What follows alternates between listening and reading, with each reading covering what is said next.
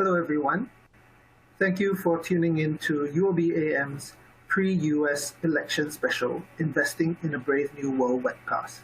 I am Barry Tay from UOBAM's Marketing Communications team.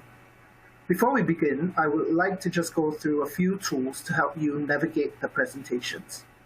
At the bottom of your screen are multiple engagement tools you can use. All the items are resizable and movable, so feel free to move them around to get the most of your console space. You can expand your speakers or slide windows, or maximize either to full screen by clicking on the arrows in the top right corner. If you have any questions during the webcast, you can submit them through the Q&A engagement tool. We will try to answer these questions during the webcast, but if a fuller answer is needed or we run out of time, we will come back to you later. Throughout today's session, there will be several polls, and we would appreciate your participation. Lastly, a resource list is available with some of the material from today which you can download. Now, to start this afternoon's session, I would like to invite Mr. Chong Jun Ye, Chief Investment Officer at UOB Asset Management, to kick off with a topic that I'm sure is at the forefront of everyone's mind. Over to you, Jun Ye. Thank you, Barry. Good afternoon to all. I think given the US election is just around the corner, with a contentious US election outcome, will it derail market confidence? We will start off with two poll questions.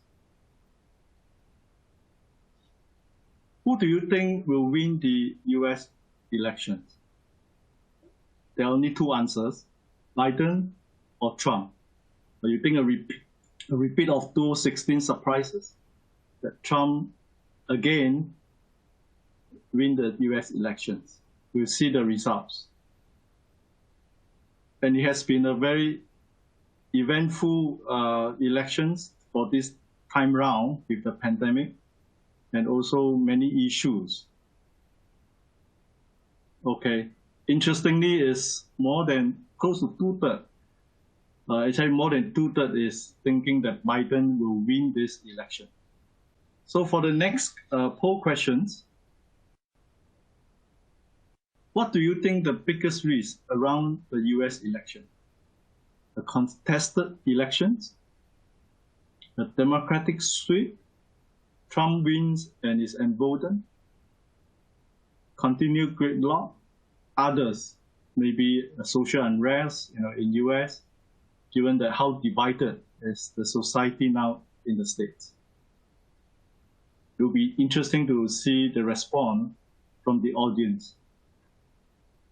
I think a gridlock here will probably refer to Democratic continue to hang on to the House and Republican continue to control the Senate.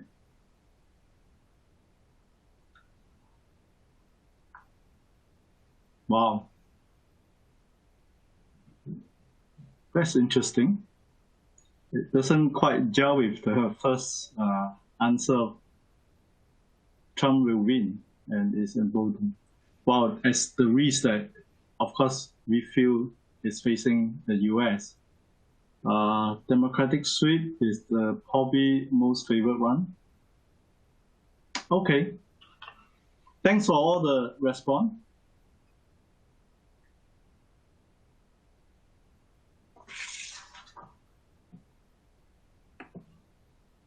While there is currently a lot of US policy uncertainties hanging over markets, our base case outlook is for a Biden election victory that will be seen as more positive for the economy, markets, and particularly positive for Asian markets. Polls, betting odds, and models are pointing to a significant Biden lead, not just nationally, but also in the battleground or swing states. Markets are likely to be volatile, leading to the election due to policy uncertainties and the potential for a disputed election.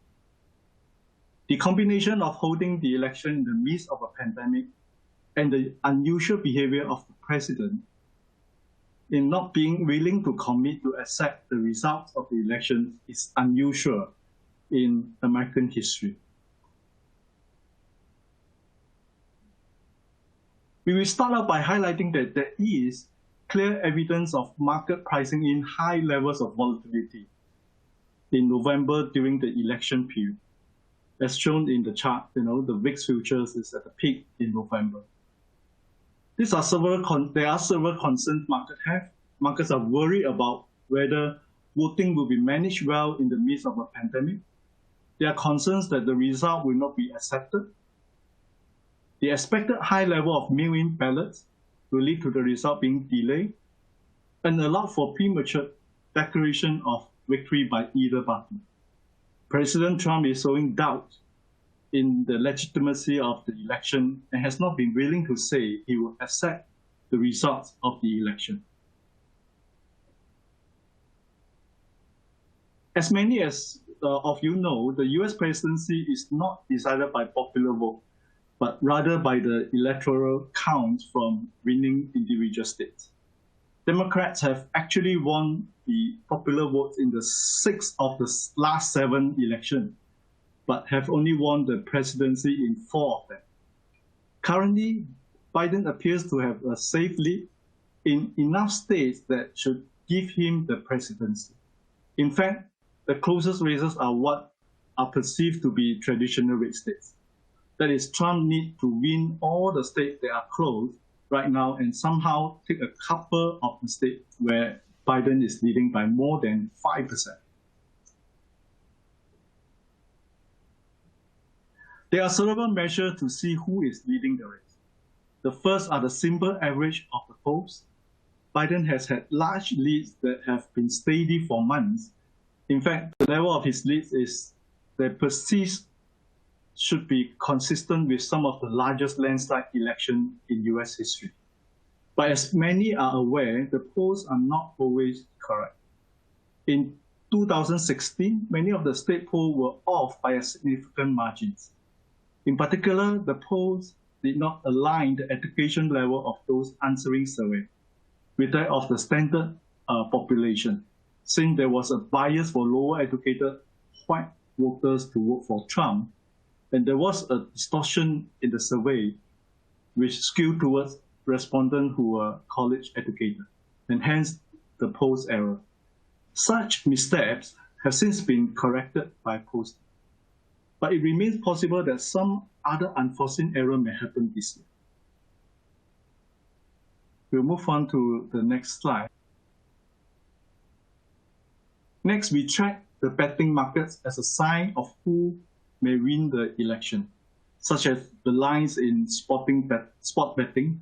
There's a lot of accuracy in betting odds, as individuals with real money on the line try to make their best estimates. The betting odds have been much closer than the polls, but lately have started to shift to Biden after the first presidential debate. We also look at election models that take into account polls, demographics, and historical state biases. And this model have also been breaking towards Biden since the debates by a large margin. Who control the legislating bodies of the Senate and the House of Representatives is also important to understand how policies may change over the coming year. Democrats currently control the House of Representatives and by all accounts appears likely to retain control. Currently, the Senate is controlled by Republicans. Polls and models are indicating that the Democrats are likely to take control of the Senate, though the margin is much closer than those for the presidency or the House. But taken together, the polls and the models are indicating a blue wave.